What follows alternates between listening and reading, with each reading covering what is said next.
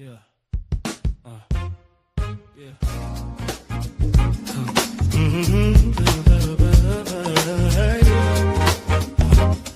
Turn me up a little. Oh. Hey. Yeah. Walking, I am calm, but the message loud. No circus talk, I do not play for crowd. I do not chase clicks, I chase clarity. Truth with the rhythm that is therapy. If it feel heavy, that is how it lands. Real life questions in the palm of your hand. We talk love, we talk pain, we talk pride, we talk what folks hide when they outside. This that head nod, mind open, say it straight, no fine print. If it hit you, do not rush, let it sit, let it sink in. Chew on that. Real talk, real issue, where the truth stay at. No smoke, no mirrors, just the facts. If it spark that thought, bring it back. You need to digest this. Chew on that.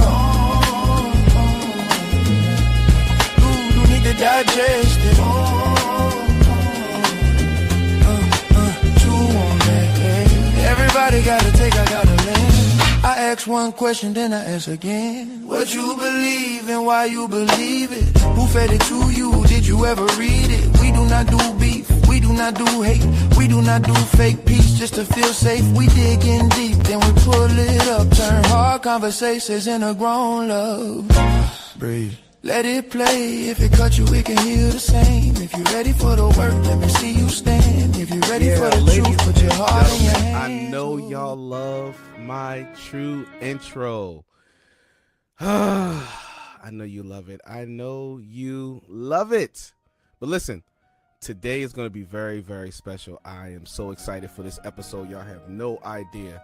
With that being said, you know what we do. Welcome to the CHOO Radio Network, where we don't just talk, we think, we challenge, we build. But before we get into today's conversation, you already know what I gotta do, the books and business segment. Now listen, everybody's been hitting me up with their businesses and no one's been sending me their books. So this is what I want to do. If you got a book, then and you're building it on something real, I want to promote it here for free. So please send me the links and everything to your book so I can get it to my audience for you for free. Why? Because visibility shouldn't be gatekept. Just want to throw that out there. So anyway, also want to plug in today's sponsor, Underdog Athletics. If you're someone who's building, grinding, pushing past the limits, this brand represents exactly that mindset.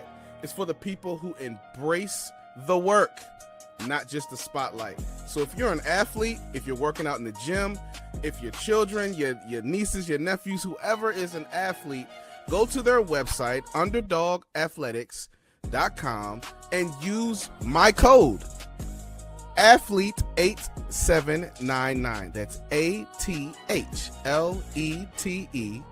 8799. Use that at the checkout. I guarantee it's going to blow your mind. Now, oh my goodness, today's conversation, it's not just surface level. We're going to be talking about something that a lot of people are living, but they're not naming. The hidden price of high performance. Everybody wants to win. Everybody wants to elevate, but no one talks about what it costs to stay there. And so, I had to bring someone on who actually lives in this space. Not just talking about burnout, but we're going to be helping people build the internal capacity to sustain success. What I mean by that? We're talking about resilience, adaptability, emotional intelligence, the stuff that keeps you from breaking while you building. This lady right here that I'm going to be introducing, oh my God. She works with individuals, she works with teams, she works with organizations. She helps them develop the internal foundation required to thrive under pressure, change, and ambition. Hold up, I'm not done. The glaze is not done yet. She's a TED Talk speaker, leadership conference delegate, trainer, author, and a thought leader. But more importantly, she is someone who understands that success without internal structure eventually collapses. I'm going to introduce you guys to Terry Ann Richards. Let's welcome her to the show. What's going on? Hey. She is here, and we are ready to dive into something amazing. But before we do that, Terry Ann, I just want you to introduce yourself to my audience from your words. Awesome. I am a lifetime East Coaster on the Atlantic side of Canada. I'm a mom of two, a wife. That's the human side of me. But I'm a serial entrepreneur. I've been an entrepreneur since I was 18 and a half years old. I've had 9 different companies across different sectors, different industries. I spent the last 10 years diving deep into this work. And it's the stuff that nobody wants to talk about. It's the stuff that nobody's saying out loud, because the one thing that I know is when you're a high performer, an ambitious individual, is you want to go to the top. You want to lift out into that trajectory. But there's these pieces to the foundation that none of us were taught to build. And when I was in my 20s, I burnt out after growing 2 really large organizations. And I've spent the last 10 years diving deep into it. And so I help individuals build the internal architecture, if you will, to hold when stuff gets hard, when stuff gets chaotic, when stuff gets a little stressful, because that is what allows us to go for the big swings and actually achieve them. And CHOO Radio Network, listen, you know you're going to have to follow her and all that stuff. We're going to get to all of that, her social medias and all that, where you can find her later on in the show. You're going to have to support this because, you know, I don't just bring fluff to the platform. I bring people that I look at their work and I say they are the embodiment of their work. This woman right here is an embodiment of everything she just said. As I was corresponding with Terry Ann, right, to set up this whole episode, well, me and my assistant anyway, we're corresponding back and forth. So she said something powerful to me in an email, right? And I wanted to share this for a second, right? She said that happiness isn't something we stumble into. It's something we build. Can you just take a moment to break that down for us in real life terms? Like, talk to us. Yeah. Teach us, Terry Ann. Teach us. I think we got it backwards. I think a lot of people think happiness is a feeling, right? Mm-hmm. And we chase words like success, right? Wow. And dollar bills. But I think happiness is not a feeling. It's an outcome that is designed with intention if you have those pillars in place. And when I think of the pillars, there's 6 very specific pillars that I think each individual needs to have in place to feel it, feel the good, feel the fulfillment, feel the joy, but also be happy, which is that place of thriving that we use the word success, but really what we're aiming for is I want to thrive. I want to feel good, right? I want to have pep in my step, right? And so those 6 pillars are belief, evidence, identity, resilience, adaptability, and grit. And you need all 6. Wow. Each and every one of them, because for you and I even to be here, right here, right now, we needed to believe that it was possible. We need to believe in our own possibility, right? Absolutely. Yep. When you start to believe, you start taking action. And as you take action, you start owning little pieces of evidence that says, yeah, I can. Yeah, I can do that. That was hard, but I can still do that. Yeah. That does. It shifts who you think you are. That's your identity. When you walk into a room and you see somebody walk in like they own the place, that's because they have that identity for themselves, right? Wow. So when you think about it in terms of life, like just how life is in general, it's hard. It's stressful. There are things happening that are outside of our control. And so those first 3 they're foundational, but then it starts into the tough stuff. And you think, well, what if I fail? What if I fall? Well, that's why you need resilience, but you can't have resilience without the first 3, right? Wow. Right? Like if you think about it, like just systematically, these things all need to be in place for you to get to that space. Absolutely. And when I think of like the word success, it's different for all of us. Like what you think success is and what I think success is, Yeah, it's so very different. subjective to whoever's saying it. Yeah. So different. And also, what I thought success was a year ago and what I think it is today, also very different. So Wow. that post changes.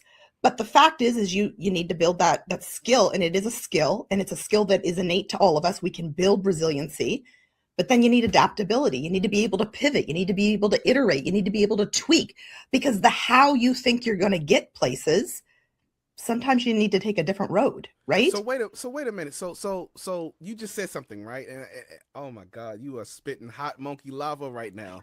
Hot Listen, monkey lava. I like it. so what I'm hearing from you is that pretty much happiness is a skill. Yeah. Wow. So what does that actually look like to build that, like, every day? I think when you think of, and let me yeah, precursor it with this. I'm sorry. Let me precursor it with this, because you talked about belief being the first step. yeah, And a lot of people that I know that I've been helping and trying to help elevate to the next level, they're stuck at that point. yeah. And so I just wanted to kind of like give us a day-to-day, like, how does someone build that happiness as a skill every single day that they wake up? You know what I'm saying? So you ever hear of a BHAG? Big, hairy, audacious goal? Yeah, Yeah. yeah, yeah. They're not smart. They're not smart. Because they don't build that beginner's level of belief, because just starting, just doing something that's unknown, that's different, Yeah, is hard. When you create big, hairy, audacious goals way the heck out there, you look at that and you go like, that's cool, but I'm never going to do that. Like, I'm never going to be a multimillionaire. I'm never going to do this. Belief, the day-to-day stuff, is do something that stretches you, but it don't scare the living out of you. Like, yeah, it yeah, stretches you. It's do something hard every single day. Push the limits. The same way that you and I go to the gym and we start building nice biceps, nice glutes. You don't start and pick up the biggest weight. You yeah, can't. You yeah, haven't built the muscle for it yet. How do you build the muscle? You got to start small. You got to start with the itty bitty weights, and you got to yeah. stretch yourself just enough that you get that evidence that says, yeah, maybe I can. Maybe I Wow, can. And it wow. starts to shift, because it's, to me, the only way you go and do hard things, the only way you go and take those big swings, is because you believe it's possible, and you start to think, hey, I am the kind of person that does hard things.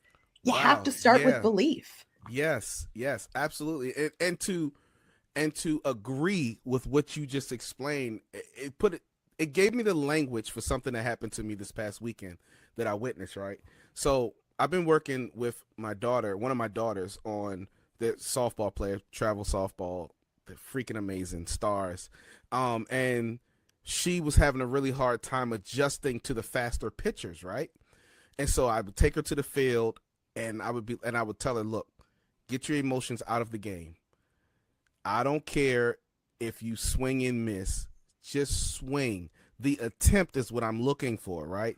And so I would beam the ball, and eventually she was scared, and then eventually she grew out of it, and then she started to swing and got close to it, and then she started hitting the ball. This weekend when she did her softball tournament, I got twin girls, by the way, so I'm talking about Raven, one of them. When she got up there to, oh my God, the level of confidence she walked into the game with, number one, was like, even if I was to say, you're not going to hit the ball, she would have looked at me like, yeah, right. Shut up, Dad. Like, I got this. You know what I'm saying? Like, her whole strut, her whole aura was just like different. And Yeah. she hit the ball so perfectly every single game, every single solitary game. And so you're absolutely right. If you don't build that belief, you can throw the rest of that stuff in the trash. Yes. Absolutely. Yeah, I love that. So let me ask you this, right? Because here is now let me personalize this. I'm a high performer, right? Mhm. Just doing a lot of great community work and things like that. But also, I have my own company, Digital Pulse Studios LLC, where I'm doing a bunch of work, videography, websites, all that stuff, right? So I'm always constantly performing. And I found about 3 years ago that I was looking very successful on the outside, but I was exhausted and disconnected internally. Why is that? Hmm. Well, I think there's a few things that come to mind, and I also speak from my own personal experiences. I mean, this is where the the love and the desire to research the heck out of this stuff came from, is because of my own shortcomings and failures back in the Yeah. day. So I think there's a few things. I think number one is, I don't think any of us were ever taught how to build these capacities in ourselves. Hmm. I think we we go for the big swings. We do the thing in some ways, not all the time, but we tie a lot of our worth to outcomes, to success, to the big swings, right? Yeah. And we forget that, just like when you get in your vehicle and you start driving around and the gas starts to empty out, so do we. We are our own vehicle and we need to refuel. And I find, working with a lot of ambitious individuals, high performers, man, just anybody who's just trying to do something that's next level, that's great, we forget to refuel. And I don't know if it's a societal thing or if it's a cultural thing. Like, we think that if we take too much rest, it's weak or we'll miss out. Like, there's a little bit of FOMO there. And so, and then again, it's, just like you put money in a bank account and it starts compounding interest. Well, so does stress. And stress isn't Wow. always what we see, right? Like, it's not always those like big catastrophes. Sometimes it's just the little itty bitties that, like death by a thousand paper cuts, that start to compound. It's the worry, it's the doubt, it's the imposter syndrome, it's the constant on, and it starts to compound. And over time, we deplete our fuel tank. And then there's Wow. there's just not a whole lot left there. You don't get that get up and go. You don't get that passion. You don't have that fuel, if you will, to be able to do the next thing. And so, because nobody taught us it, a lot of us are having to learn it the hard way. Like, it's like true road rash, where you just fall in and it's like, I can't get up. Like, I don't know what's going on with my body, Yeah. my mind. Where's my words? Where's my, you get brain fog, you get fatigue, you feel like, again, you just don't get no pep in your step. And I believe full heartedly it comes from, we're just not refueling. Wow. Refueling. I actually talked to my team about that earlier today. I meet with my team on Wednesdays, right? And I talked to them about, we're constantly pouring out. And me as the leader, I had to do some self evaluation and realize that I'm not getting the right amount of pour in that I need to continually. It was like, at some point, the success outgrew my internal capacity, right? And I know this is all your work. Like, you are like, okay, so if you use the gym analogy, right? Yes. Right now, you're my spotter. I'm in the gym and I'm trying to bench this thing. I need you to spot me, Terry. And you understand Yes. me? Like, this is what I need. This is what we all need. We need your work. We Mm, need your advice. We need to, because there's also going to be listeners, right?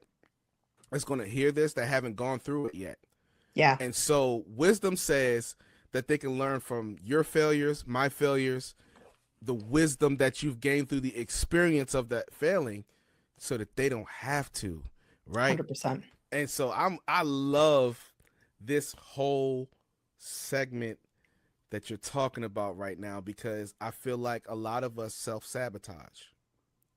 A lot of us are not believing in ourselves. And so I got a question for you, right? What are some of the beliefs that high achievers like myself and others carry that actually work against us? Mm. There's a few. I spoke to one subtly, which is their worth equals their output, right? The success that they have. Ooh, ooh, ooh, ooh. Hold up. Stay right there. Go Yeah. deeper into that real quick. So again, where does it come from? I have no idea, right? But you sit down with 10 of us, and I would say 99.9% of us are going to have some agreements on this space, that our worth, our value in society, in our community, in our family, has something to do with the productivity, the achievement, the title, the something that's so external that Yeah. has nothing to do with our value. But for some reason, between our two beautiful ears, that is a a narrative. And unfortunately, narratives are strong, right? The voice in our head is so strong that it will dictate how we show up in a room. It'll dictate the actions we take or don't take. And that then leads me to the next struggle, which is I'll rest when I'm done. Yes. I'll rest when I'm done. And that's another narrative that seems to go around in high performers' heads. I just went from liking you to hating you just for that statement alone. Right? Because when are we done? When are we ever done? I go to bed and I'm thinking, okay, that was a good day. I achieved what I need to achieve. And then maybe I'll wake up at 2 a.m. with some random new idea, and it's never done because we're always innovating and creating. There's always something else that we could be doing. And we live in such a digital world that, like, technically the work is never done. There's always something else we can do. But the problem is the narrative then goes, my worth is attached to my outcome. I'll rest when I'm done. That if I do rest, I might be seen as weak or soft. Right? Or again, it just goes back to, like, I'm going to miss out. Like, if I'm not doing the thing, my competitor's going to show up and do it, and they're going to outplay me. And that means I don't win. And there's all different versions of this, but it always comes down to a lot of us are just attaching our value, who we believe we are, to something that's out there. And I think the real work begins when we start to detach ourselves, because I think of, like, myself, for example. Entrepreneur is the title that I would 100% attach myself to, because I've been an entrepreneur since I was 18 and a half. I don't know anything else. Like, I maybe had a few stints where I worked in corporate, but mostly entrepreneur. The idea of separating myself from that it's almost like separating me from a part of my body. Like, that's who I am. Like it feels like a part of you is being ripped out. Yeah, absolutely. 100%. But I've been in a lot of businesses and I've had some pretty epic failures. I've had moments where I just sat there and was like, oh shoot, like the whole thing blew up and I've gone bankrupt and I don't have anything left. Wow. And I had to have some real strong internal dialogue with me, some introspection with me to be like, but I'm still here. My values still exist outside of the thing I was doing. And my entrepreneurism is a character trait. It's a quality, but it's not out there. And I feel like that's the work. That's the work of separating what's out there with what's in here, so that no matter what happens, because we all know that stuff is going to happen. There's going to be good days. There's going to be bad days. There's going to be successes, and there's going to be failures, because that's the balance of life. If we can learn to detach ourselves from those external outcomes, in terms of not allowing it to dictate what we believe about ourselves, our identity, our value, that's where the real work starts. And so and you're talking about self-leadership. You're talking 100%. Talking about being able to lead yourself before you actually try to go out there and dominate the field of leading others, right? 100%. And you know, so for me, I know practically for me that looks like, you know, I'm already a leader. I already have a team and those things, and still doing the self-work to make sure that I'm not, number one, self-sabotaging myself. But also, while I'm developing, I'm inviting my team to watch the development so they feel comfortable to develop. And I feel like that's what you're trying to say is like, hey, if you're already in this thing, leading somebody, like, it's okay that you started, but make sure that you invite them into your growth moments as well, to give them the space to feel comfortable to grow as well. I found out, Terry Ann, I found out this about me, right? That I'm such a people's person that I don't care if people see my flaws. Mm-hmm. And so, but the right people, let me put that in mind, you know what I'm saying? The right people, right? But I do that because I never want anybody that's a part of my team or anybody that I'm leading or have influence over to view me as perfect and to view me as flawless, because that's a delusion, right? Beautiful. And so what are some practical steps that people that are in leadership right now can take to make sure that they're leading themselves more than they're leading others? So I think if I were to put sort of a like a line in the sand. Yeah, because you touched on it a little bit. So yeah, yep. Yeah, like I would say that the thing to remember is our teams mirror our internal state. Oh, wow. Our teams mirror our internal state. Somebody need to write that down. Yeah. Hashtag that. Yeah. Go ahead. And so what does that mean? That means it starts from the inside out. It starts with me having emotional regulation, understanding where my energy walks into a room. What is it when I walk in a room? What energy am I bringing? When I'm upset, when I'm happy, when I'm whatever other emotion I'm feeling, what am I bringing into those rooms, into those conversations? How am I leading people when I'm in those different spaces and places? Emotional regulation means that when I am angry or I'm stressed or I'm upset, and I've got this acronym, I can't remember where I learned it, but HAT. So it's like, if I'm hungry, angry, tired, or stressed, what is the energy that I'm bringing into those conversations? So emotional regulation, which is emotional intelligence, one part of it is understanding the emotions that you have and knowing how to regulate them, because we all have anger days and sad days and all of that stuff. So I think that's number one. I think number two is, and I don't like speaking in weaknesses because I think they're just gaps, right? So we've all got like epic strengths, but then we have gaps. I think as a leader, it's irresponsible of us to not be aware of our gaps, to understand where is it that I'm just not, I'm not playing at a 7 and above. I'm a little bit below, and some of those we can improve and increase, but there are some strengths that I just will never have. Like, I am not a patient person. Okay. I'm not an angry, impatient person, but I'm not a patient person. Okay. Right. Okay. And so I don't have that as a quality, right? It's not a strength of mine, right? So when anything needs to happen that I know has a length to it, somebody else on my team needs to take that on. That's not a because I will move through it really fast. And then you'll be like, she spelled every second word incorrectly. Also, attention to detail is not a strong skill of mine, but I'm okay with that. Yeah. I hire around me and I don't micromanage. I allow them to play their strengths because that's their sandbox. Wow. Right. You hire those that are the strengths to the areas that you have gaps in. Yeah. Yeah. There's and then all of a sudden, like, they're the yin and my yang, right? Like we're complementing each other versus competing in a similar sandbox, right?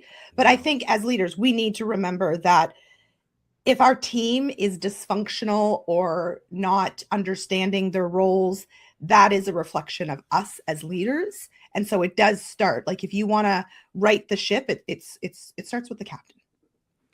Wow. Ladies and gentlemen, you've heard it here from Terry Ann. Listen, we got to pay some bills. We're going to take a quick 2.2 break. And when we come back, we're going to continue the dialogue. The hidden price for high performance. If you're not learning from this episode, something is truly wrong with you, and it's okay. We're going to figure it out eventually. We'll be right back after this quick 2.2.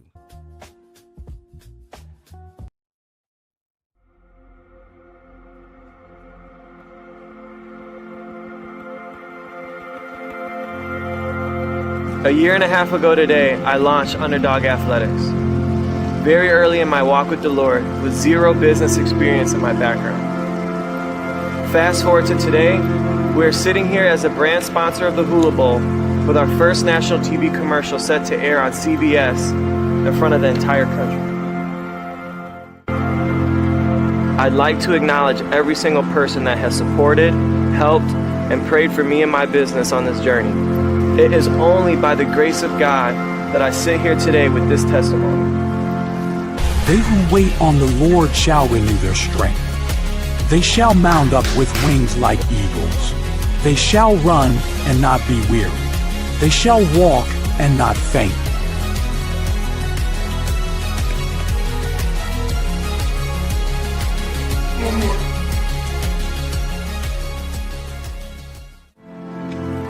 I pray that you will keep your heart open and that His presence would be revealed to you. May the Lord continue to guide our steps. His plan, not mine. Thank y'all, and God bless.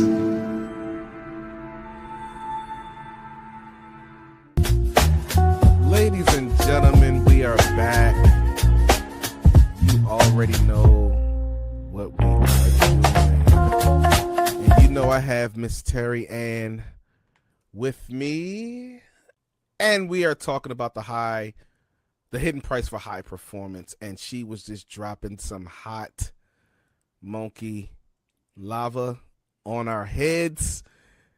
And I want to continue the dialogue. Now, based upon everything that was said in the first half of this show, Terry, you said something that was so powerful that has been resonating in my mind since you said it. And I feel like it's this, is that we've been, in a sense, been programmed to like, hey, take a rest, take a break, do these things, right? And that's cool, that's dope. There's moments you need that. But let's speak to those of us who are not there yet. And we need to learn resilience. Mm-hmm. We need to learn what it's like to not pull ourselves from the environment, but learn to build our internal capacity with the environment that we have among us, right? One of the things you talked about was your leadership quality. And you said that you're the type of leader that hires people to fill in the gap. You're the type of leader who, when she walks into the room, you know what type of energy and aura you're bringing to that environment, right? That type of leadership is a leader that I feel like knows their responsibility, right? They know what they're supposed to bring to their team emotionally, psychologically, all of those things to build that capacity. So now that we've talked about that, let's pivot back to what I just said previously. I believe that some people aren't actually experiencing being burnt out. I feel like they just outgrown their internal capacity by the life that they're trying to live. What are your thoughts when I say that? 100%. It's sort of like outgrowing, like a dog outgrowing its crate, or a dog house or something like that. Not to say that we're all a bunch of dogs, because we're not. We're humans. Yeah. But but I think, as we grow and evolve, so does the container, right? And the metaphor that I guess I would have here is, the pressure isn't typically the problem. The container is, and that's where capacity. So if I gave you an 8-ounce glass of water, right? 2 8-ounce glass of water, and I had 2 containers in front of you. One's little bitty and one's a little bit bigger. And you put the 8 ounces into both. One's going to be overflowing and the other one's going to look like it's still got room, right? Yeah, yeah. And I think as we take on more, and I don't even just mean like roles and responsibilities. Sometimes it's just the cognitive load of it all, right? Sometimes it's the fact that when hard things happen, we don't stop, we don't pause. And so that dust is still sitting on us somewheres, right? I call it the stress residue. It's just kind of sitting on us somewheres. Stress residue. Yeah. And it just, so all of it, these aren't big things. They're just all little bitty, but they start to fill up our container, right? Yeah. And so I think when I think of capacity for anybody, it doesn't matter if you're a high performer, if you're a student, if it's, your daughters before they go play softball, like it doesn't matter. All of it has to do with starting to figure out, like, where are your capacity lines? Like, what is it that you're doing to help reduce the stress residue on a day-to-day basis? Because you're right. Not everybody's in burnout. Not everybody's going to burn out. But some of us are going to start feeling like this is getting a lot heavier than it used to be. Yeah. And so I don't believe in big swings. Again, I don't like the big, hairy, audacious goals. And I don't believe in big swings in this, because you tell people, hey, we'll take a quarterly retreat away. And they're like, I can't do that. I don't have the money. I don't have the time, So it's about the small stuff. What can you do on a day-to-day basis to reduce the stress residue? Number one is acknowledge that it's there, right? Wow. So at the end of every day, I want you to embrace what you did well, what worked well, but also, like, where was it tough? Yeah. right? Acknowledge, because building resiliency is about having emotional intelligence. So being aware of what's working and what's not, but also giving yourself grace when things get tough, right? Yeah, yeah. And then coming up with a game plan. And to me, just like those cups, as you start to fill them, maybe you're not filling up that fast this week, but maybe after 3 weeks, that cup is full and you need a way to start reducing it. And to me, rather than the big swing, if you just do the little things on a day-to-day basis, you're never going to get to the point where you're overflowing in stress or overwhelm and chaos. And so that may be putting your phone away at 7 o'clock at night and not having it in your room when you wake up the next morning, so that you're instantly getting that cortisol spike and like just flipping it all on. It might be that. It might be like, and I'm talking like small things that you can do that I promise you that if you Google it or go to AI, it's all well researched. It could be just like, it could be eating healthier and taking a 15-minute brisk walk, 7.5 minutes one way, 7.5 minutes the other way. Why? Because it releases hope molecules, which is really all just the good hormones, all the good molecules that come out to your brain and say, hey, I'm feeling better. I'm feeling good, right? Yeah. Maybe it's journaling. Maybe it's meditation. Maybe it's going to yoga, right? But in some way you need to, because humans, again, we only have this big of a container. We need to figure out, how do you reduce it so that you have this metaphorically larger container for the pressure that's not going to stop. Pressure is just going to continue to happen. Absolutely. Absolutely. I love that. Wow. Because it's almost in a sense like if you constantly do that, you're building that habit or that discipline. Yes. To constantly reduce that stress level, that anxiety, and all those things. And then you're not even necessarily worried about how stressful the outward is. Correct. Because your internal capacity is, your internal fortitude is stronger. Yeah. You know what I'm saying? Like, yeah. And I think, again, I like gym. I go to the gym, so I use a lot of gym metaphors. But you know, when you go to the gym and you're lifting weights, you're literally tearing at your muscles to build stronger muscles. Yeah. So the goal is not to make everything, you know, roses and butterflies around us. Again, there's a lot that's just outside of our control. The goal is to build that fortitude, that internal strength, that when things get tough, you have the capacity to handle it. Right? Yeah. You have the capacity to handle it. And again, we can go back to that beginning, the belief and then evidence. When I go through hard things and I reduce the load, I get rid of some of that residue, and I do it on a regular basis, I can handle the tough conversations. I can handle when I fall on my assets. I can do all of that. I start to believe that I am a resilient person. And guess what that means? I'm going to start taking bigger swings. Yeah. Right? Yeah. And you alluded to something I wanted you to bring back full circle, was those 6 things that you said in the beginning, starting with belief. Yeah. And give us the rest of the 5. So you got belief, that's where it starts. Then you start getting evidence that you can do this, evidence that you can believe in yourself, evidence that when you take action, all those fears that you had that were stopping you in your tracks for not doing the thing, you start to believe it's possible. That shapes your identity. That's the third one. So belief, evidence, identity. Identity, wow. Now I know who I am. I know, hey, I can do this. This is the kind of person I am. I can go for the big swing. But like I said, from there, we all know that things will happen. So that's where you need resiliency. You need the ability not to bounce back, like some definitions like to call it, bounce up and forward with momentum. Because guess what? I believe that whatever it is that I'm going after is worth it. So I'm going to have the fortitude. I'm going to have that internal strength to go forward. The adaptability is I need to pivot. I need to iterate. I need to tweak. So that's number 5. And the 6th one is grit. That is legit. That is when you will go over, under, or through for whatever it is that you're going after. You want to learn French? Boom, you've got grit for it. You want to be able to lift 50 pounds? Boom, you got grit for it. But all of those 5 steps before grit need to be in existence for you to get to that point. And then the outcome is how you have sustainable high performance. It's how you have flow. It's how you have happiness, not the feeling of happiness, the outcome of happiness. Yeah. And that's key that you said that. It's not a feeling, it's an outcome. It's a skill. It's something that can be built and sustained, not coming in moments.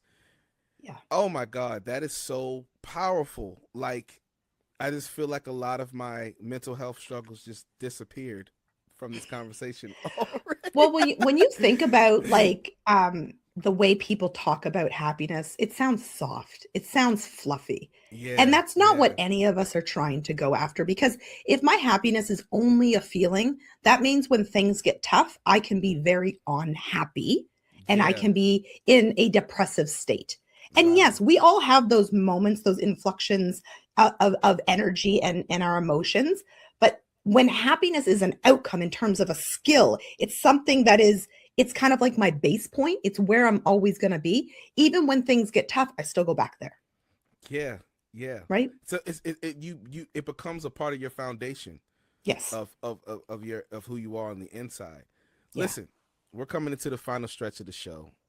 Terry, and I want to give you some space to speak directly to the people who is performing at a high level but knows internally something isn't sustainable. What do they need to hear from you right now? I think we all need to recognize that we're on a journey, right? That life is just one really long journey. And our time on this earth, regardless of what you believe in this body, is finite. Mm-hmm. There is Mm-hmm. an end. And we don't get it right always on the first try. And I think as high performers, there is an expectation and a pressure that ain't nobody else putting on us. We do it to ourselves, that we're supposed to get it right, that we're supposed to achieve those great things. But most people who have achieved just the most magnificent things in their life, they did not get it right on the first try. But what they did do is they got back up, they dusted it off, they learned from those moments, they built that internal architecture, that internal capacity, and they went back at it because it was worth it to them. And so I think my message to ambitious folks, to high performers, to people who are just trying to get to that next level is remember that you are on a journey. It is okay that you're not exactly where you want to be yet. It's okay that yesterday you failed. It is okay that you said it wrong. What I want you to remember is that it is more important how you feel about you on the inside, that you believe that you are worth it, that it is possible for you, and that you're willing to sustain the work, because anything worth doing is worth doing it over and over until you get it right. Yeah. Awesome. Listen, and before we close, you got to let the people know where they can find you, because I feel selfish, right? I feel like I've been using you as my spotter in this virtual gym that we just been on for the last 30 so minutes. I want my audience to now have access to your material. Where can they find you? I am on every social media platform except for X. I don't know why I'm not on X, but I'm on TikTok, I'm on Instagram, I'm on LinkedIn, I'm on YouTube. I put out videos all the time teaching different ways to just improve who we are as humans so we can keep taking those big swings and achieve our inner peace and our goals for success and happiness. I have 2 books, Success Takes Courage and Becoming the 8%. And you're now part of my network. So if people have questions, just tell them to DM me. Nice, nice. Listen, as we are about to exit this show, this wasn't just a conversation. This was actually a mirror. A lot of people are chasing performance, but they're not building the person required to sustain it. And I love the way that Terry Ann gave us some advice on how to do that. And eventually, because if we don't build that skill set, if we don't build that resilience, eventually what happens is life will expose the gaps that we have. And so ask yourself this question as you're listening to this. Can you achieve it? Absolutely. Can you carry it? Absolutely. Terry, and I want to thank you for coming on and having this conversation with your boy Randy Chew, aka Mr. Chew on that. And I definitely will have you back on the show and appreciate you. Audience, until next time, you can love it, you can hate it, but you definitely have to chew on this topic. Deuces!